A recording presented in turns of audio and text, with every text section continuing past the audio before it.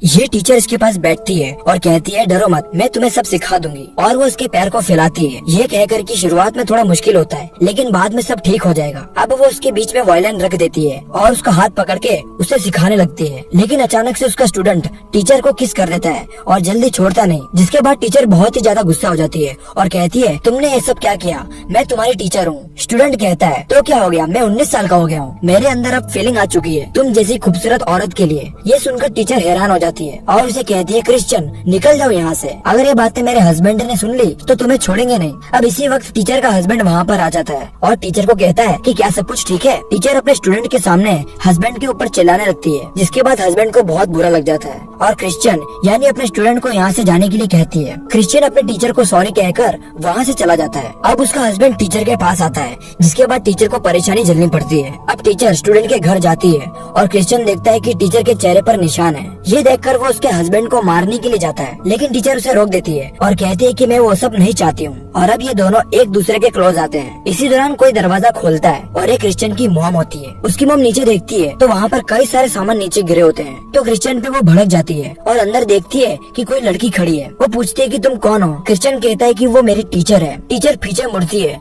तो उसकी मॉम चौंक जाती है और क्रिश्चियन को कहती है कि तुमने मुझे पहले क्यों नहीं बताया, तुम्हारी टीचर तो मेरी कॉलेज की बेस्ट फ्रेंड है। उसकी मॉम टीचर के गले लग जाती है तो वो देखती है कि टीचर के चेहरे पर निशान है। वो इसके बारे में पूछती है, टीचर बताने से मना कर देती है और जाने लगती है। उसकी मॉम टीचर को रोक देती है और चेयर पर बिठाती है और क्रिश्चियन को जाने के लिए कहती है। क्रिश्चियन कहता है कि मैं कोई बच्चा नहीं हूँ, फिर भी उसकी मॉम उसे स्ट्रिक्टली यहाँ से जाने के लिए कहती है। टीचर क्रिश्चियन को देख रही थी। अब उसकी मॉम एलिना यानी टीचर से पूछती है कि ये सब एलियट ने किया है क्या। एलिना नहीं बताती, उसकी आँख से आंसू आ रहे थे। एलिना कहती है कि मुझे यहाँ से जाना चाहिए। फ्रेंड होने की वजह से उसकी मॉम उसे अपने साथ रहने के लिए कहती है। पीछे से क्रिश्चियन आ जाता है और कहता है कि तुम मेरे रूम में सो सकती हो। क्रिश्चियन की मॉम खुश हो जाती है और अपने बेटों को कहती है जाओ जाकर टीचर को अपना रूम दिखाओ। क्रिश्चियन टीचर का हाथ पकड़कर अपना रूम दिखाने के लिए लेकर जाता है। वो दोनों रूम के अंदर आते हैं। अब क्रिश्चियन टीचर के करीब आ जाता है। टीचर उसे रुकने को कहती है लेकिन क्रिश्चियन नहीं रुकता।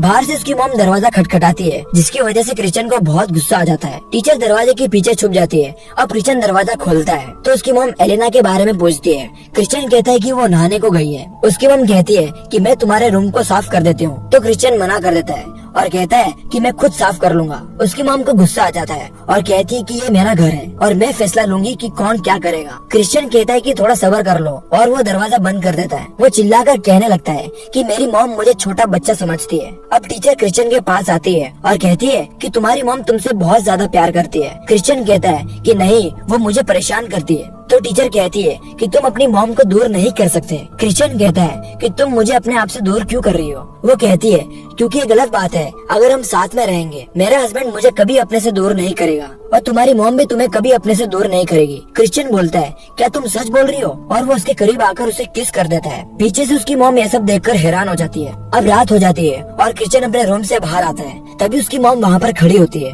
क्रिश्चियन कहता है कि आप यहाँ पर क्या कर रही हो। मॉम कहती है कि खाना तैयार है और मैं ये कहना चाहती थी कि हमारे घर पर एक मेहमान आए हैं। तो क्रिश्चियन देखता है कि टीचर का हस्बैंड डाइनिंग टेबल पर बैठा होता है। ये देखकर क्रिश्चियन अपनी मॉम पर चिल्लाता है और कहता है ये आदमी यहाँ पर क्या कर रहा है। उसकी मॉम कहती है कि जब तुम अंदर मजे कर रहे थे तो मैंने सोचा कि एलियट को फोन करके घर पे बुला लेती हूँ, क्योंकि ये एलिना का पति है। जवाब में क्रिश्चियन कहता है इस इंसान के अंदर इंसानियत मौजूद नहीं है, ये मेरी टीचर से नफरत करता है। उसकी मॉम कहती है कि ऐसे लोगों से नफरत करना गलत नहीं होगा, शायद वो इसी के लायक है। क्रिश्चियन बड़ी आवाज से कहता है आप ये सब क्यों बोल रही हो। हस्बैंड को क्रिश्चियन की मॉम कहती है कि मेरे बेटे को तुम्हारी बीवी ने बिगाड़ दिया है। ये सुनकर हस्बैंड उसकी मॉम को थैंक यू कहता है, ये कहकर कि कोई तो है जो मुझे समझ रहा है। और क्रिश्चियन को कहता है ठीक है अब जाओ छोटे बच्चे, मेरी वाइफ को लेकर आओ। क्रिश्चियन हंसकर कहता है तुम सच में बेवकूफ हो, तुम्हें क्या लगता है कि वो तुम्हारा इंतजार कर रही है, वो भी मेरे घर में। वो उसके हस्बैंड को चाबी दे देता है और कहता है जाओ जाकर खुद ही ढूंढ लो। उसका हस्बैंड फटाक से रूम के अंदर जाता है तो देखता है कि उसके सारे कपड़े रूम के अंदर है,